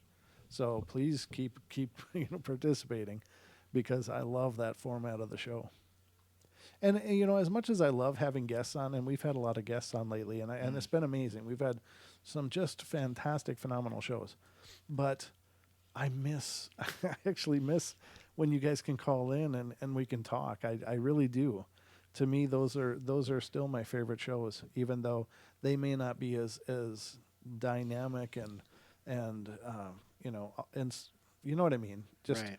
it's that organic feel of friends coming together and sharing ideas. Well, that's when the conversation really starts. You Yeah. get that conversation going, you draw people in with their experiences, and that's what we're trying to do is Yeah. draw your experiences out Right. for our simulation. We're trying to draw your experiences out. Come to me. Bring me your experiences. Oh my. I'm just saying. Sorry, it was a little dramatic. So, I don't know. And the Oscar goes to. All right. So, do you have anything else, or are you going to chuckle? I've got pages. Go. I mean, I love this. I've got pages. I get to hang out and think, and you get to read stories. This is great. Well, I didn't prepare a segment this week, so Well, that's true. But So- this is your segment. Go this ahead. is my segment. Take it It's away, been going Don. on for almost an hour. maybe good? maybe 30, 40 minutes. 30 minutes. But anyway. I rarely am one to make a big deal of things, let alone tell anybody the weird, unbelievable stuff. But these are some of my experiences that I've had in a house we've lived in for under a year. We moved into this house in October of 2001. The first 2 or 3 months were fine. Then on or around the first of the year 2002, my 4-year-old, then 3, would wake up in the middle of the night absolutely terrified, saying that the monster was in her room. Now, of course, I brushed this off as childhood nightmares. Dick. But then late February, I started waking up in the middle of the night with a feeling of someone staring at me. Note, my daughter stopped getting up. Upon looking in the general vicinity of where this feeling was coming from, I would briefly see a shadowy black-gray apparition that would be gone as soon as my eyes focused. This would give me the chills, then I would go to sleep. This occurred 2 or 3 times a week for a month. The same nightly scenario. I'd wake up, focus, and gone. Or I'd wake up and see it and turn to the TV, and it was gone. Only once did my fiancée actually see the apparition, too. I think it was late June. She woke me up in the middle of the night and said she saw a faceless child standing next to her about 3 feet from the side of her bed. As soon as she looked at the face, it was gone. And then got up telling her that it must have been my daughter. I went to her room and she was fast asleep. Other than this, she never saw anything again. The most frightful experience with it was in late August when I woke up out of a dead sleep again and did the routine, except this time it didn't disappear. It stayed floating in the corner of the room. It was a swirling black cloud with some gray in it, probably 4 or 5 feet long and 1.5 to 2 feet wide. I honestly say I have not felt that kind of fear in my life. It felt like there was pure evil in the room, and I couldn't move, but I was able to nudge my fiancée and say, "Look, there it is, that thing I keep seeing." With that, she rolled over, and only after she turned over did it disappear. We moved out in late September, and I've not woken up since. I did ask a few people of the history of the house, but in no one's recollection did anyone ever meet their fate on that ground. Like I said, normally I wouldn't take the time to write this. However, I feel as though I need to get it off my chest. P.S. The corner this always appeared in was a corner where I had a crucifix hanging on the wall. We left that behind. as well as ensure that it wouldn't be followed. We wouldn't be followed. Crucifix in the corner. Huh. Hmm. That usually, aren't those supposed to usually repel things like that? I don't know. It's like anything else. It's a symbol, but again, it doesn't it doesn't have a holy vibe just because it looks like Jesus on the cross. I mean, it's just it's a collection of materials, but it's the faith of the believer that gives those things their Right. supercharge. Right. And Jesus was really clear about, it's a measure of your faith in so many ways and so many teachings. So even he got it. Yeah. Yeah. He was a smart guy. One night about a year ago, I was sleeping and woke up. If anything was going to happen, it usually does at about 3 a.m., I've noticed. Anyway, I was half asleep with my head on the pillow and saw two beings, very dark. But saw two beings, very dark. They were in the doorway with a faint hall light behind them. One was upright and one was on all fours. They looked real evil, and I didn't feel right all that night. My husband was sleeping next to me, and our dog was in our bed. Next to our bed, sorry. Our dog was next to our bed. They both were very restless, snoring and tossing and turning. I started to pray. It took a while, but eventually I could tell that the beings were leaving. As soon as they were gone, my husband and the dog started sleeping peacefully. Weird, huh? They were experiencing it on a different level. Right. Um, one was, you know, more conscious. Um, of course, all that stuff. So, but anyhow, next story. Um, I live in Munich, Germany. We know somebody who lives in Munich. We do. Oh, Zara. One, two, In three. stereo. Yeah, but we couldn't do it again if we tried. Zara. Live in Munich, Germany. Since I moved to the small village, I've experienced this phenomena. I just found out about it, what it is called, or that it even had a name, and is common only recently. I just found out about it, what it is called, or that it even has a name. I used to think I was crazy, as some days I couldn't sleep, like if something was bugging me, like an annoying mosquito, but different. I feel a cold wind. My windows are usually closed. It's very cold at night here. And also feel some kind of pressure or paralyzed sensation. I will just shake and wake up. I will see directly across the room that figure. It did sometimes stink, sometimes not. There might be months, even 7 or 8, in which nothing happens, and then it comes back again. Doesn't seem to follow a pattern. Can happen during the day even. This is more rare. I also feel or hear like whispers in my ear. I just would like to get rid of it. Call it superstition, but once I made a spell from one of those magic sites to get rid of it and left it at the entrance of my bedroom. Well, the thing left. Maybe it was just my subconscious. But I just recently found out that many people have this experience. I thought it was only me. It was an accident that I was looking at a news article talking about alien cover-ups and stuff. I ended in this guy, Art Bell's website. This guy. This guy. I was shocked. I thought there was something wrong with me, as I can feel their presence or its presence and feeling of being observed. They spelled B. It's the wrong being. And then months go by and nothing. Everything's okay. And that's pretty much the story. So, ended up at a website of a guy named Art Bell. Oh, that's kind of funny. The guy doesn't really understand who Art Bell is, apparently. No, apparently not. Some guy named Art Bell. It was some alien cover-up stuff, Shadow people, what? Actually, that's where I heard this belief that shadow people feed on negative emotions. And it's very viable. I think it's very viable. That's why I keep bringing it up. Sure. So purge yourself of these negative, hateful Anger things. these feelings that you have. Look at that. That's a good shot. You know, you're kind of. God, I'm good looking. God, look at how long that beard's getting. Look at that. It's I way know. down It's here. like wild. Pretty soon I'm gonna have to tip it down more so you can see more of the beard. You know? Every girl's crazy about How long's your hair? Just past my man. chest. just past my nipples. I wasn't gonna go there, but okay. Well, It's okay. almost there. Because we're guys.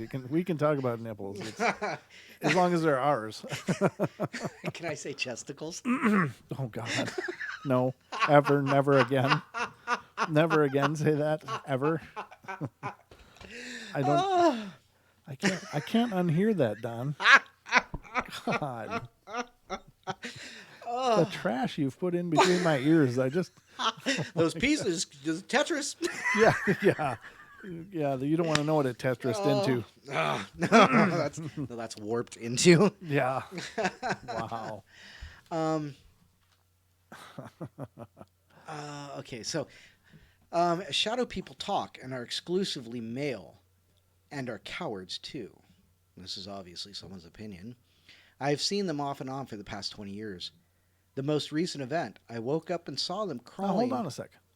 Now that's interesting you'd say that. Because so many people have talked true. about these things fleeing. So maybe there is something to that. Well, about being cowards, but Tetris. are they exclusively Tetris. male? I'm doing Tetris here. All right. Well, are they exclusively male? I don't know. I don't think so. So there's the assumption. There is somebody's opinion, because if you're looking at a shadow and there's no identifying features, how can you tell if it's male or female? I think we just got lumped into one general statement. Maybe. Us dark people. We can assume it's gender. You getting triggered, Don? Did you see what I posted on my Facebook today? No, I didn't. It was somebody. It was somebody's cut like a latte or something, and it says, "I asked him for a dark coffee." Oh yeah. Isn't that like the ring? It's Yeah, kind of climbing Samara. out. Oh, that was clever. Okay, I got to pull that up for the people. That was great. I loved it. Hold on, I'm going to find that because that's worth sharing with our crew. That's worth sharing with the crew. This Hold is the on. way Don thinks. Well, we don't have a long enough show for that, but we can. It we was can. great. This I is what thought it was Don thought was awesome. funny. All right, let's see if I can pull it up here. Hold on, we'll get it on screen. On screen. You guys can see it. It is pretty hilarious. That was pretty awesome. There it is. Yep. Oh, we might want to censor it though. Oh yeah, that's right. There's a cusser in there, isn't there? Um, Let me see if I can save the image and crop that out. That's awesome though. I thought about that and I'm like, that's how I am every morning. All right, you keep reading because I'm gonna work on this. Okay, you work on that. Okay. All right. So let's get back to the generalized, they're exclusive male and cowards. Wow, that's not toxic toxic at all, is it? Most recent event, I woke up and saw them crawling on the ceiling over my bed when I awoke. You already said you woke up and saw them stealing. Okay. They saw me and slowly crawled back and then down the wall into the floor, disappearing completely. They were kind of upset that I caught them sneaking up on me. Later that night, my comforter was thrown off me and landed on the floor. I went back to sleep and was awakened by somebody grabbing my left bicep hard. Ooh. I awoke. The comforter was folded in force on top of me, barely covering my thighs. I undid that and went back to sleep. I awoke early in the morning to go to work, and the cat was sitting on the in front of the hot air vent in the dining room. When I went to pet her before I went to the kitchen, her fur was hot like she was sleeping in front of a hot air return. But the air coming out was freezing cold. She was hot and the air surrounding her was freezing. About 5 years ago, I was in that half sleep, and the shadow people were around my bed, and they spoke something like, "Yes, we are," or "We are here." There are 3, and each one said a word in the sentence. Ray, near, beer. Sorry. There were three, and each one said a word in the sentence, but it was like one combined thought. I said the Hail Mary in our Lord's Prayer, and they retreated. They always do that when confronted. They want weak souls to influence, but they're harmless. Your beliefs are stronger than theirs, but still, they're scary when one doesn't get them. They are scary when one doesn't get them. Huh. So, but yeah, that's possible too. They're preying on the weak and the infirm, or the people who may have mental issues, things like that. I could see that, but I don't agree with the generalized statement of they're all male, because if they're shadow people with no identifying marks or identifying shape, it could be anything. I've known a few in my life that weren't male. But again, like this person said, they said the Hail Mary in our Lord's Prayer and they retreated. Well, that's because of your belief in your own faith. If you're going to do something, do it with belief and do it with your faith. Brent said that a million times. Oh, you got that ready? I do. I think so. Go for it. I'm gonna put it up on the This screen.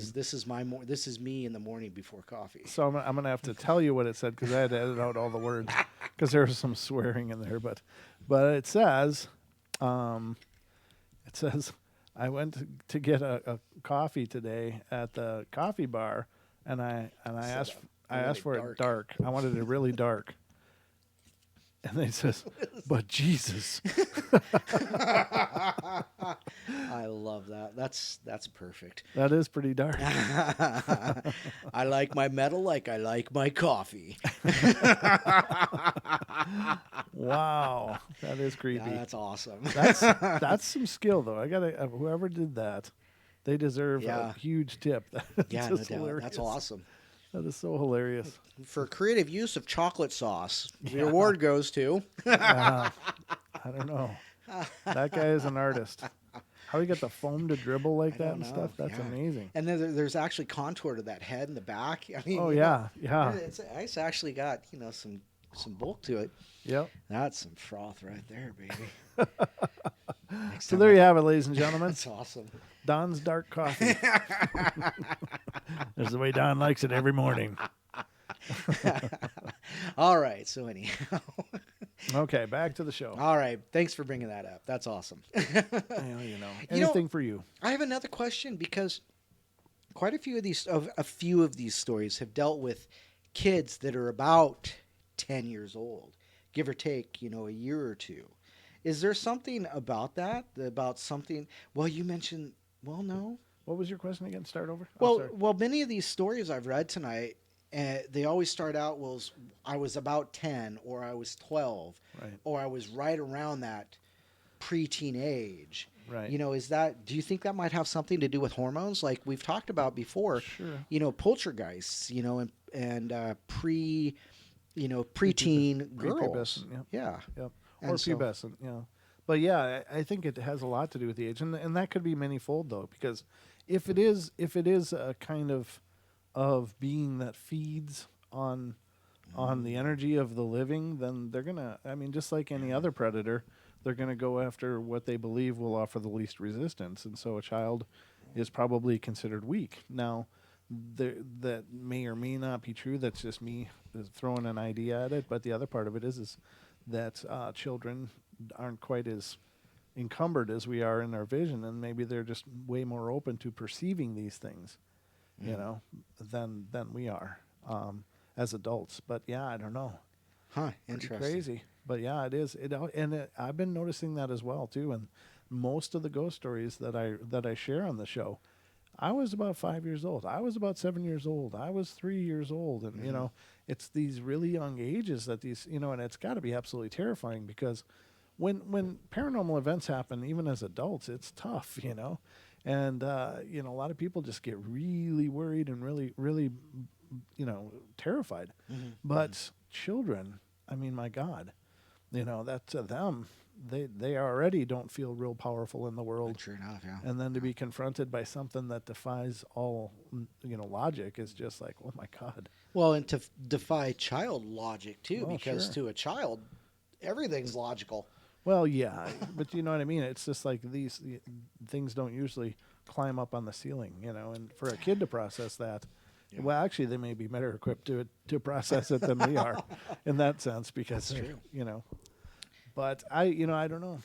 That is a curiosity, but I've noticed that same trend that it Right. seems to be children. Right. I don't know. I don't know what the answers are there, Huh. but it is a conundrum. And here is why I asked. Because this story starts out when I was about 10 years old. My brothers and sisters and I used to play on our front lawn, which was on a knoll overlooking a valley. It dropped off one side quite sharply, with bushes growing on the slope. For quite a long time, I thought I saw a shadow of people watching us from the bushes. It, or he, as it seemed to be male for some reason, seemed to crawl up the bank and peer over and watch us play. I could see it with my peripheral vision, but no matter how fast I turned to look at it, it would disappear. I told my brother about it, and he said that he had saw it too. Saw it. So we hatched a plan to distract it so one of us could get a good look at it. When I was sure it wasn't watching me, I turned quickly and looked right at it. I'm not sure who was more startled, me, who saw what it really was, what was really there, or when it saw that I had observed it directly on. It was just a black shadow with a seam, and it seemed flat like a shadow even, so there was no dimension to it. After that, it hung out further down the hill as if it were afraid of being seen again. Eventually, we never saw it again. I think it was more afraid of us than we were of it. I can't believe other people have seen these. This is great. Anyway, it's possible that they were just ghosts or even angels, and when we were children, we can see them only as shadows. After growing up, we can see them all at all times.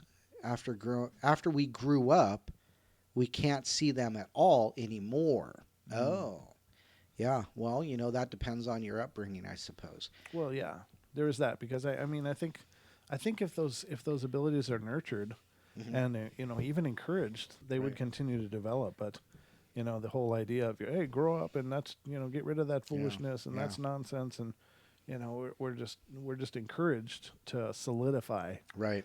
for lack of a better term, and Right. unfortunately, it just causes all those things to close up. And I think they're still there. It's just It's hard opening up to them again because Right. you've been so afraid of them or afraid of the consequences of talking about them Right.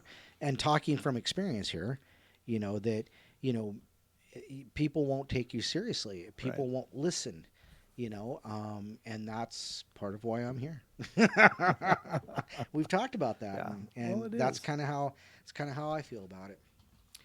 A few months before my mother died, she and my sister were discussing strange happenings in our old home.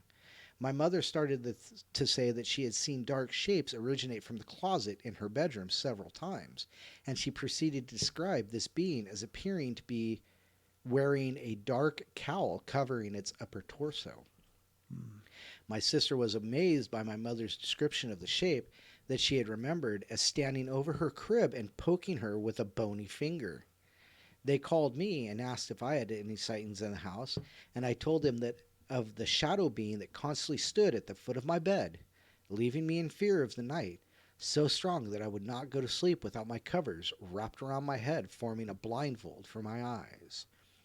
But I can still remember sensing this thing and knowing, if I looked out from under my makeshift blindfold, that I would see it standing there. My brother also told us of a little man that would come out of the closet just about every night and stay in his room. His shadow figure was more viewable, even allowing my brother to describe the strange tam-like hat that the being wore. Wow.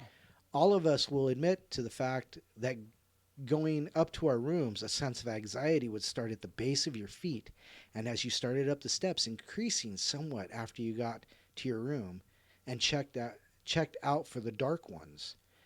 But none of us would come down those steps alone, turn our backs on the landing. We would look back down those steps, believe it or not. it still makes my skin crawl when I talk about it. Wow, a small figure with a tam-like hat. That's pretty So cool. So that sounds like different phenomena there. right, Like, yeah, it's more the little people, right. maybe going into the fairy realm. But I would think more like a brownie or something when they Right. say something like that. Right, So or a house elf, or house elf, yeah, yeah, like, well, I don't know if that's the right. What did she call it? yeah. Domesticated gnome, right? That's what I'm talking about from Right Robin's from list. Robin, yeah. Yeah, rather than house elf like Dobby from the Harry Creature, Potter. creature. I don't know if there is such a thing. How I don't know where J.K. Rowling. Well, I think that it was supposed to be puckwudgies that were. Right, that's what. Yeah, that's what. She said that Yeah, were she said they were more puckwudgies. from. That was the inspiration for the Dobby characters and the house elf thing, but Mm-hmm. which doesn't make much sense because they're aggressive little turds. I mean, they're not. Well, They're not nice at all. maybe there were a couple because Dobie was, meek and mild, but Creature wasn't. Creature was a lot more aggressive. Oh, However, thank you, very Lori. subservient. Lori Babinow says, Brenton Dunn, best paranormal in action. Wow. In town. Thank you very much. That's really sweet. Wow. Thank you. Absolutely. So I mean, maybe she sourced from different sources, or made the same kind of creature just two different ways, like a golem and a Smeagol. Right. Same Yeah. person, two Sure. different sides. So, but anyhow, Stupid fat hobbitses. don't talk about me like that. Oh, hobbits don't have beards. Right. Taters? What's taters? What's taters, precious? What's taters, precious? Potatoes. Boil them, smash them, stick them in stew. Yeah, there you go. Boom, boom. Free entertainment, ladies and gentlemen. Free entertainment. We likes them raw and wriggling. I can do that Wow. voice pretty well, but it's I have to get a lot louder for it, and Wow. it doesn't, Anyway, after that nice compliment, we probably just blew it. We probably just blew it now. Well, Sorry about that. We'll try to straighten up. I too have seen these shadow beings for most of my life. I can't remember the first time because it seems like they have always been around. But unlike most people, I don't feel that they are evil or even scary, nor do I think they're particularly good or helpful. They're just sort of around and curious. The only exception to this is when my family first moved to a rural area where my parents lived in Indiana. I was out, a typical lonely 10-year-old kid, hiking in the woods. Seeing them, even in groups of them, was nothing new to me, but it was time out of boredom, curiosity, whatever. I started throwing sticks, rocks, dirt, whatever I could get my hands on at them, and they began to chase me. Ooh. Really, you think? I They didn't like that? I You're don't such a understand. bully. Yeah. Wow. I think they could have caught me if they really wanted to, but for whatever reason, they didn't, and I made it back to the house. For a long time, they seemed to look at me with a sort of nasty intent, but I don't really blame them, as I attacked them first. I still see them frequently. I'll soon be 35. Sometimes one or two at a time, sometimes in large groups. The animosity seems to have faded a great deal, and they just seem curious and observing again. And that is how it has been for the last 10 years or so. Now, I sort of wave and say hi, or I don't pay attention to them at all. I see them in my house sometimes, mostly in the yard. I live in a town now. And when I go to visit my parents, who still live in the same house where we lived when the incident with me throwing things happened, I almost always see them around, and I have no idea what they are. But I've learned from experience just to take a live and let live approach. Well, that could be both good and bad. However, if they're just standing there watching you and you're the one attacking and being the butthead, of course, somebody's going to chase you, and one of these days they might catch you. However, belatedly, They could be standing there going, maybe we can be friends. Never mind. The sticks and stuff are coming. I'm so lonely. Will you be my friend? No. Sticks That's and stones may a- go through my black and white. Sorry. Yeah, I don't know don't know. I just think that, you certainly, it doesn't probably behoove you to be aggressive, because Yeah. then you're inviting a challenge.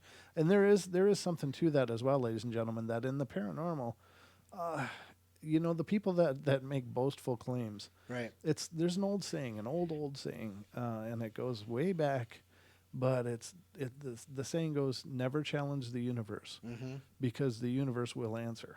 Now, to go around and, well, I'm the biggest, baddest thing in here, something's going to answer, and it's gonna prove you wrong. Right. There's, we don't really understand what these things are.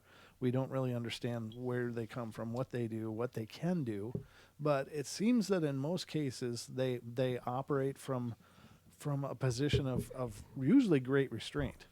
Like they are not supposed to attack. They're not supposed to do the negative things. But once you engage that challenge, it's like, all bets are off. Challenge accepted. Right, yeah. I mean, there's Here we there's are. probably something nearby that's going to catch that energy and go, "Oh, game time." Let's play. Let me get my butt kicking gloves on, and you just don't want to do that, because you don't know, and we don't know if something is happening in your house. You don't know the full extent of the power of whatever is doing it. It may only be able to break through a little bit. But once you engage that challenge, and once you put it out there, like, you want a piece of me? It's like, boom. Yeah, we want you. Now it's game on. And then you're going to find out exactly how powerful this thing really is. Or how powerful you really aren't. Now, before we were talking about the house being a sacred place. Right. So something may have somehow gained a level of access to your home. And it may only be able to operate within a certain small parameter. And I'm just speaking theoretically here, but this is what makes sense to me. So they may only be able to work on a very small energy level within your home, because they haven't gotten it widened out for whatever reason. Maybe they need to gain further access because they have perhaps a set of rules. Perhaps it's just a universal constant. I don't know. But the minute that you say, "Oh, you think you're bad? I'll take you. You can't take me. You're gonna," and then suddenly, boom. You've challenged them. Then Exactly. they don't have to restrain anymore. They don't have any Right. they don't have any inhibition anymore, and aren't operating for whatever that is. And I'm not sure I understand what it is, but it seems that they definitely start from a very restrained position, and then try to expand their influence as time goes. And that's possibly by surrender and fear, and that as you're doing that, you're empowering them more and more through a cycle and a process. But once you call them out to to say that you want that confrontation and that you're challenging that confrontation, you've just given them full permission.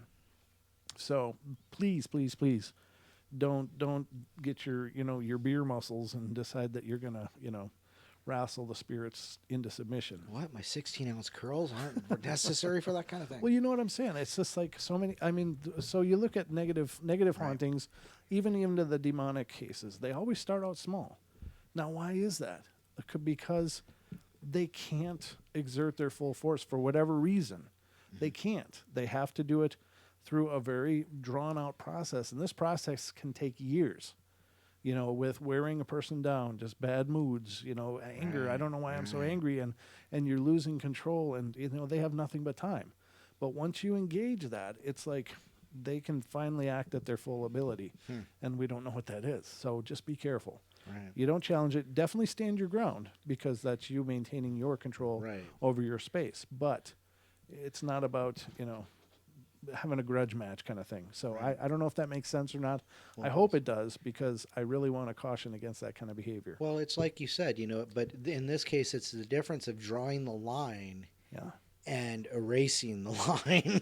Right. Well, there you go. Then that's a great, maybe when you drew the line, they can only break through that little crack in the line until they can make it wider over a period of time or attrition or whatever. Yeah, attrition. And then, like you said, you challenging them, that just, line just went out the door. Right. There is no line anymore. No line. Nope. Yeah. And so you erased it. Sure, yeah. And I understand people's reasonings for wanting to do that, because you're trying to maintain control. Yeah, you're trying to exert your control. But you maintain and retain through your calm intent. Yeah, exactly. Not your angry intent, because it goes back to what I mentioned earlier about them feeding on that anger, that negative emotion. Right. So Yeah. Yep, indeed. So, Mhm. just my ideas, just my thoughts, whatever they're worth to you. But I hope that they're resonating with some of you and they make sense. But anyway, Yeah. yeah. Do you got another one? Sure, sure, sure, sure, sure, sure. Got 5 minutes left of the journey. 5 minutes. I think I can fill that up. I'm sure you can. Let's see if you can, ladies and gentlemen. I lived in a small old house in a small town called Borden in the state of Borden, not Boredom. Sure. Borden in the state of Indiana. Oh, I was in the 6th grade, age 11. This would make it the year of 1989. There were 2 shadows I witnessed in this home. Since then, I had always referred to them as shadow people, but not until this year, 2003, have I heard mention of any others with alike experiences. In an odd sense, it makes me glad to know that I'm not the only one. One shadow that seemed to dwell in the home I saw every night while I was trying to sleep. I'd see something over to the side as if someone were getting ready to come in the room, and there was a figure of a shadow peeking its head around the corner at me. This shadow would pop its head peeking at me continuously, more like it was watching over me or curious maybe. The other shadow didn't give me a good feeling. He stood before me in full form, a dark shadow that seemed to be dressed. I could make out he was wearing a coat of some kind and a hat of some kind.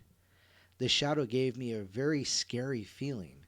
I was so scared that I'd jump out of bed, run around him, down the stairs, found my way to the living room, and sat there for 2 hours. It felt like shivering and crying. I felt like shivering and crying.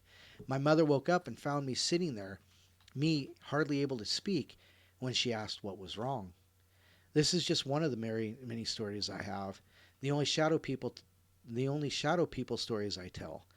The home I lived in 6th grade was the one and only home I lived in where I witnessed shadow people. My mother and sister also say they've seen a ghost while living in the home, although their stories differ from mine. They said they've seen an old lady standing near the stairs in her nightgown. Excuse me. While I hope this helps out a little bit with your research, I've waited for about 15 years now just to know that others have seen shadow people as well. very cool. Another? We got what? 2 minutes. We can go through another one, sure. Hello, my name's Nick, and I was just now sitting to type at my computer when I saw something out of the corner of my eye. The first time it really didn't bother me, then I saw it again. I thought to myself, okay, maybe I'm just tired. No. The third time it went by, I turned my head and saw it. It was male, about 6'8" or 7 foot. And then I turned around to see if anyone was behind me. When I turned back around, it was to my left, probably 6 inches away from my face to face with it, and it scared me. So when I jumped and turned my head, when I turned back, it was gone. I immediately ran to my mom's room where my mom and her boyfriend were. I told them what happened. They've experienced other stuff in the past, and my mom's boyfriend and I started describing what we both had seen. We both said it was 6'8" to 7 foot black shadow wearing a hat. Ooh, the Hat Man. Kind of like a wide brim hat all the way around. I'm sitting here typing this to you, and I'm scared, I guess you could say. I don't know what they want.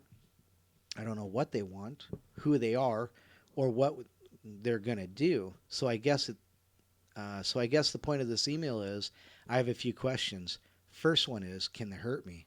The second one, can someone tell me maybe why they're here and what they want? And third, can I get rid of them? Great questions. There you go. Now, there are those that say that if you're dealing with a true case of the shadow people, there's no way to get rid of them. Right. Amy Allen is one of them. Oh. That if it's truly shadow people, the true shadow people, then... I didn't know that. Yeah. Interesting. Because, well, it's often believed that they use portals, and you'd have to know how to shut down portals, I guess. Oh, but okay. or they can create them at will or whatever. I don't know. There's a lot of about them that I don't know and understand. But, ladies and gentlemen, that brings us to the end of our show tonight. I just want to point out again on Friday night, the 25th of January, we'll be joined by Mrs. Deborah Varner, Yay! who will be doing live readings to callers of the show. So please make sure to call in that night and get a little peek into what's coming up in the year ahead. Call early and hold the line. Call in early and hold the line because it's going to be a great time, and I hope you all take advantage of it because Deb really, I mean, she's dedicating her time and energy to be there for you guys and to do this for us on the Right. show. Yep. And so I love it when you guys participate, and that is one That thing. is one show that needs it. Yeah, well, I mean, what more could you ask for than a free reading? You know, and That free glimpse. You don't have to pay for it. It's not like a massage. right. Oh, did I just say I have to pay for massages? I'm not even going to touch that dime. I'm going to leave that dying on the floor. But yeah, she'll be here on Friday nights, so definitely tune in for that. And then on Saturday, the 26th, Kat Hansen, who is a Bigfoot researcher. Kat Hansen. She's a Choctaw medicine woman, and she'll be joining us here on the portal, and we'll be discussing all things cryptid with her. So a couple of great shows coming up this weekend, but I'll be back tomorrow night with the Bedtime Stories from Beyond, and hope to see you guys there. But love you all. Be good, be kind, be nice, take care of each other, help each other out. And I'll see you tomorrow night for another episode of the Bedtime Stories. Love you. We love you all. Oh, good night. All right, good night, everybody. Take care and have a wonderful night, and we'll see you tomorrow night.